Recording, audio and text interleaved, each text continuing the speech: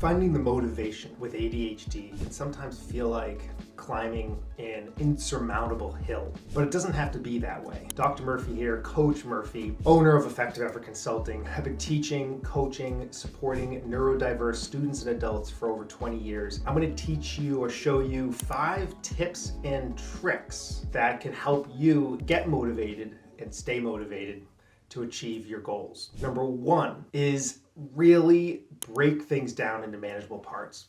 Yeah, it sometimes sounds easier than it is, but think of it in terms of imagining what the outcome looks like and then breaking that project, that assignment, that messy bedroom into manageable parts. Let's take a bedroom, for example. You look into a bedroom and it looks pretty overwhelming when you take the scope of a messy bedroom, from all parts, from the closet to the bedroom to the floor to the desks. But if you just decide to pick one aspect of the room, maybe it's the bed, and start there, you'll find that not only will it get you into the momentum of cleaning your room, but you'll feel like that initiation process will help you to finish what you started. This trick, as a student, even works with papers. So if you say you have a 5-paragraph essay, and that may be overwhelming, especially if it's due tomorrow. But if you imagine what does this look like done, and then say, okay, I have a 5-paragraph essay. What's the first thing that I could get started on? Maybe it's the outline. Maybe it's the first draft. I always say, start with the main body of that paragraph and just dig into one component of that 5-paragraph essay. And that would build momentum into then seeing yourself working on those other parts just as quickly as you started. When it comes to breaking these tasks down, really think about 3 actionable strategies in order to support that breaking down process. 1 is start with the smallest, quickest task you can get done within that project or within that assignment. Number 2 is prioritize those assignments. Think about what can I get done first, but what may be most important. And number 3 is reward yourself, especially if it's something that's going to take time, something that's super hard to get started. Really recognize that you got this project started and really either just kind of emotionally recognize it or give yourself a reward afterwards. Maybe it's a 20-minute break. Maybe it's iced dessert. I don't know. Maybe it's a chill time afterwards. But recognize that as well gives you kind of a sense of relief that, yeah, I got it done and I got this carrot at the end of the stick. Okay, tip number 2 is external accountability. If you're really struggling to get something done yourself, be okay with that. And most importantly, pull in resources around you to allow you to build momentum on getting certain things done. It could be your spouse, it could be a partner, it can also be apps that you can use that can allow you to anchor your decision making, anchor your initiating, and help improve your motivation to start tasks, right? Because external accountability can be a powerful motivator, especially for people with ADHD who might struggle to really be able to turn on that internal motivation barometer and start, right? Because that's the biggest challenge, is getting started. Think about, for example, one of my clients, Alex, a student with ADHD, struggled to finish assignments on time until he began working with just study buddy, like somebody just kind of took with him to the library where they created a calendar. You create this time in your calendar that says library time. And that was okay, but he still was having a hard time initiating the work when he got there. So he brought a buddy along that could help kind of regulate his attention and keep him motivated through that time block period. Here's a couple of strategies to think about when implementing. Set regular check-ins with someone. Someone can check in with you via text. Someone can check in with you via phone call. Family member, just say make a phone call them up and say, this is what I have to get done today. Just check in with me, make sure that I got it started, and use that support leverage to initiate, because that's really the biggest challenge in a lot of cases, is getting started with something that you're just stuck, right? You just can't move forward. Use that person to help you initiate momentum to get something started. You can also use applications. You can use accountability apps like FocusMate and StickK to track progress and stay motivated. There's other apps out there. Start with one and see if it helps. Another strategy is working with an ADHD coach. Part of the role of that coach is to really help build momentum, build consistency, build patterns in your life that allow you to feel more successful at initiating and getting things done that are important to you. And that type of relationship can be so empowering to so many professionals and young adults that are trying to live their best life and getting stuck along the way. Strategy number 3 is leverage interests and passions. Now, maybe you can't do this every time, but if you can,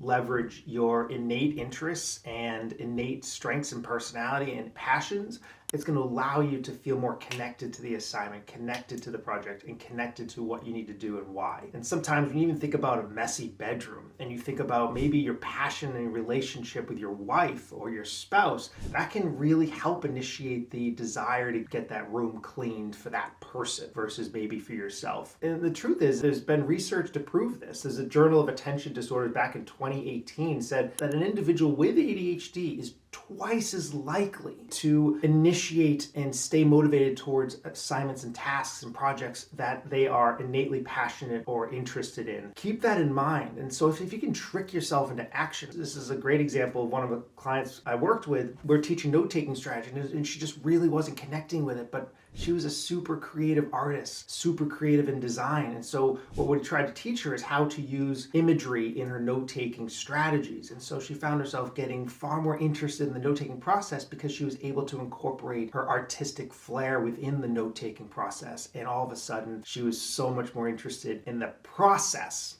Maybe not the product, maybe not the content, but the process became so much more engaging to her. Another tip within that kind of interest and passion in getting things done is if you love music, create a music playlist that is specific for the difficult tasks that you know you get done and how the music can help initiate momentum to follow through on that assignment or stay focused through a period of time. Try it. Leave in the comments. Let us know how it works. I know it does for many people, and it's kind of a superpower trick that many people use. Tip number 4 is creating reward systems. And I'm pausing because this is a hard one. It's hard to really initiate, especially as a young adult, especially as an adult and a professional, these reward system in just kind of the daily maintenance of life. But I think it's important to recognize that when you have high interest that you're super connected to and you just love spending time on, I think the trick really is to use those high interests as your reward and then try to front end some things you got to get done, some things you just got to finish on your to-do list, the honey-do list, whatever it is. Put one of those tasks in front of that desired outcome. I don't know, maybe you love golf. Okay, before I go golfing, I'm going to get these 2 things done. Maybe you just love watching NFL football on Sundays. Okay, before I start watching, I'm going to get these 6 things done. And you have a list of those 6 things.